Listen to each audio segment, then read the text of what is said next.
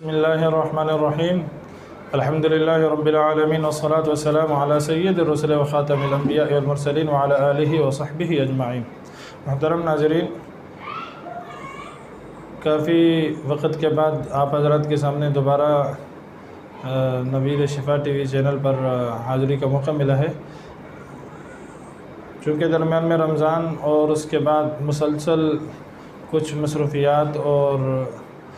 کچھ معاملات اس طرح چل رہے تھے کہ میں آپ حضرات کو کافی تاخیر کے بعد دوبارہ آپ کے سامنے پیش ہونے کی کوشش کر رہا ہوں۔ گزارش یہ ہے کہ ہم نے جنات اور جادو کے حوالے سے ایک تفصیلی گفتگو کا ارادہ کر رکھا تھا اور انشاءاللہ وہ سلسلہ ضرور جاری رہے گا۔ آج ایک غلط فہمی کا ازالہ کر کے میں اس عنوان کو بھی ساتھ ساتھ چلاتا رہوں گا اور امراض کا علاج، چونکہ بنیادی طور پر یہ عوام الناس کو بھی یہاں سے فائدہ ہونا چاہیے،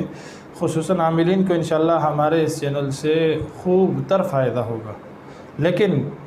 عوام الناس کو بھی ان کی جو ضروریات اور مسائل ہیں، اصل میں ہم نے اس چینل کو رکھا ہی صرف اور صرف ان لوگوں کے لیے ہے جو کہ ضرورت مند ہیں، جو کہ در کی ٹھوکریں کھا کر کے تنگ آ چکے ہیں، جن کے پاس وسائل نہیں ہیں کہ وہ کسی اچھی جگہ پر جا کر کے علاج کروا سکیں، جنہیں اس بات کا خوف ہے کہ کہیں ہمارا عزت، مال اور جان تینوں چیزیں ضائع نہ ہو جائیں، یا خصوصاً عزت کا یا مال کے لٹنے کا ہر دوسری جگہ پر اندیشہ ہے۔ تو ایسے لوگوں کو رہنمائی کرنے کے لیے ہم نے اس چینل کی بنیاد رکھی ہے، اسی لیے ہم نے اس کا نام بھی نوید شفا رکھا ہے کہ یہ شفا اور صحت یابی کی خوشخبری کا چینل ہے۔ تو انشاءاللہ ہم اس حوالے سے آپ لوگوں کی روحانی اور جسمانی دونوں امراض پر رہنمائی کرتے رہیں گے۔ تو ایک بہت بڑی جو غلط فہمی ہے وہ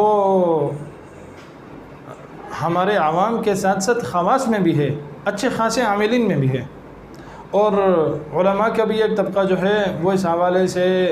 ایک غلط فہمی کا شکار ہے۔ میں یہ چاہتا ہوں کہ اس غلط فہمی کو آپ حضرات کے ذہنوں سے رفع اور ختم کیا جائے۔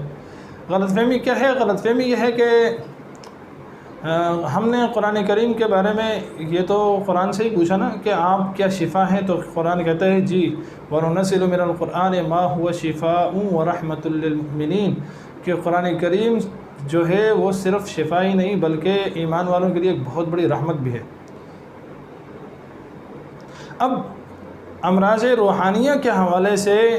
جس طریقے سے ہم نے درجنوں سینکڑوں علماء اکرام اور اس امت کے بڑے بڑے علماء اور جید لوگوں کی مختلف کتابوں کو ہم نے دیکھا اور پڑھا ہے، روحانی طور پر تو ہم قرآن کریم کو شفا کا ذریعہ اور سبب مانتے ہی ہیں، لیکن جسمانی طور پر ہم نے اسے یا تو کچھ لوگوں نے استعمال کیا، ہمارے کابرین میں سے بھی بہت سارے لوگوں کے مجربات کتابوں میں بھی ملتے ہیں اور بہت سارے واقعات جو ہیں وہ اس کے علاوہ ویسے بھی ہیں جو آپ نے بھی کئی جگہوں پر سنے ہوں گے، دیکھے ہوں گے، لیکن اس کو روحانیت سے جوڑا جا رہا ہے۔ تو ہم انشاءاللہ آپ حضرات کے سامنے اپنے جو تجربات ہیں، جو ہمارے بڑوں کے تجربات ہیں، ان کو پیش نظر رکھتے ہوئے ہم جسمانی علاج کے لیے بھی اس کے قرآن کریم کی ان آیات کا استعمال اور اس سے حاصل شدہ فوائد آپ کے پیش خدمت آتے رہیں گے۔ خیر، جس چیز کو میں آپ حضرات کے سامنے رکھنا چاہ رہا ہوں کہ قرآن نہ صرف روحانی امراض کا علاج ہے بلکہ جسمانی امراض کا بھی علاج ہے۔ مثلا ہم نے درجنوں ایسے مریضوں کو جنہیں کینسر اور کینسر کا بھی سٹیج 4 سٹیج 3 کا مریض ہے اور جو انتہائی خطرناک کیفیت میں ہے، بلکہ کئی ایسے مریض جنہیں اسپتال والوں نے جواب دے دیے ہیں اور انہیں کہا ہے کہ آپ جائیں اور جا کر کے صرف اور صرف ان کی خدمت کریں جتنی کر سکتے ہیں۔ تو ایسے لوگوں کو بھی ہم نے قرآن کریم کی اس معجزانہ شفا کے ایک اثر اور تاثیر کو ہم نے بے شمار دفعہ دیکھا ہے کہ معجزانہ طور پر ایسے لوگ بھی اللہ تعالیٰ نے انہیں شفا دی ہے، اور یہ سنی سنائی ہوئی باتیں نہیں بلکہ اپنے آنکھوں کے سامنے مشاہدات پر مبنی چیزیں میں آپ کے سامنے رکھ رہا ہوں۔ اسی طریقے سے کئی ایسے امراض جو دنیا لا علاج سمجھتی ہے، مثلا میں ایسے درجنوں مریضوں کو جانتا ہوں جنہیں ایڈز جیسی گندی اور موذی مرض کا سامنا کرنا پڑا، لیکن دنیا کے سارے ڈاکٹر، سارے لوگ اپنا ہاتھ اٹھا لیتے ہیں۔ ایسے لوگوں کو بھی اللہ تعالیٰ نے قرآن کریم کی برکت سے شفا دی ہے۔ اسی طریقے سے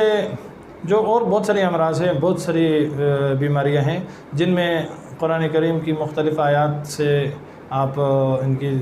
شفا کے لیے کوشش کرتے ہیں، مختلف آیات کو مجربات کی نظر ایک حیثیت حاصل ہے، تو جو جس چیز کے لیے جس کو کوئی چیز مجرب نظر آتی ہے وہ اس پر عمل کرتا ہے، اللہ پاک ان کی شفا دیتا ہے۔ چونکہ شفا کا فیصلہ اللہ تعالیٰ نے کسی چیز میں نہیں رکھا، بلکہ شفا کا فیصلہ اللہ تعالیٰ نے اپنے ہاتھ میں رکھا ہے۔ اگر کسی ڈاکٹر، کسی طبیب، کسی حکیم یا کسی عامل یا کسی معالج کے ہاتھ میں دے دیتا تو بس وہی حرف آخر ہوتا۔ ہم نے دیکھا ہے کہ علاج کے بے شمار طریقہ کار رائج تھے دنیا میں، اور آج تو جدید دور کے اندر اتنے طریقہ علاج آ چکے ہیں کہ آپ ان کو گن بھی نہیں سکتے ہیں۔ ہزاروں قسم کی تھراپیاں نکل آئی ہیں، لیکن ہر ایک کے اندر اللہ تعالیٰ نے مختلف لوگوں کو شفا دینے کا فیصلہ کیا ہے، تو ہر ایک طریقے سے لوگوں کو فائدہ ہو رہا ہے۔ بہت سارے طریقے چل رہے ہیں، کوئی ایک طریقہ کار نہیں۔ اس کا اصل جو معنی ہے یا جو مطلب ہے وہ یہ ہے کہ شفا کا فیصلہ اللہ کے ہاتھ میں ہے، اور جب میں یہ سمجھتا ہوں کہ جب اللہ کی طرف آپ متوجہ ہوتے ہیں، قرآن کریم کو اپنے سینے سے لگاتے ہیں اور اس سے آپ اپنے روحانی اور جسمانی امراض کا حل تلاش کرنے کی کوشش کرتے ہیں، تو کوئی بعید نہیں ہے کہ آپ لوگ شفا یاب ہوں، کوئی بعید نہیں۔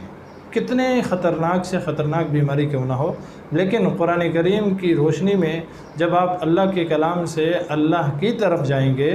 تو انشاءاللہ ضرور بالضرور آپ کو شفا حاصل ہوگی۔ اور دوسری اور اہم چیز جو ہے وہ یہ ہے کہ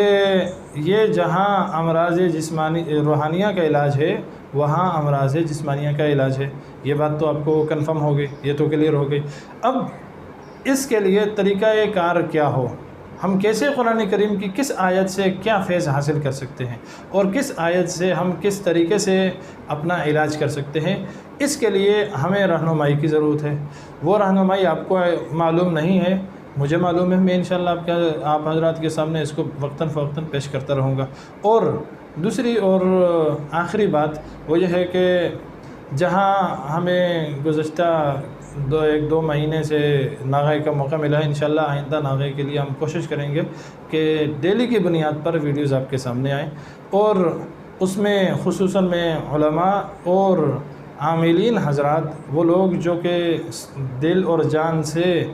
امت مسلمہ کی خدمت کرنا چاہتے ہیں، یہ چینل ان کے لیے انشاءاللہ ایک تحفے کے طور پر ہر روز نئی سے نئی چیزیں، اور وہ چیزیں جو تجربات کی روشنی میں ہم دیکھ چکے ہیں، جو ہمارے اکابرین دیکھ چکے ہیں، ان چیزوں کو پیش کرنے کی کوشش کروں گا۔ تو آپ حضرات اس حوالے سے اگر چینل کو آپ ان لوگوں نے سبسکرائب کیا ہے تو بہت اچھی بات ہے، اگر نہیں کیا ہے تو آپ لوگ سبسکرائب کریں اور ان ویڈیوز کو شیئر بھی کریں، اور اپنے جتنے بھی دوست احباب ہیں انہیں یہ ویڈیوز شیئر کرتے رہیں، تاکہ یہ خیر کا جو سلسلہ ہے یہ جاری رہے، اور کوئی ضرورت مند اگر اس سے فائدہ حاصل کرنا چاہے تو اسے پورے طریقے سے فائدہ بھی حاصل ہو سکے۔ السلام علیکم ورحمۃ اللہ وبرکاتہ۔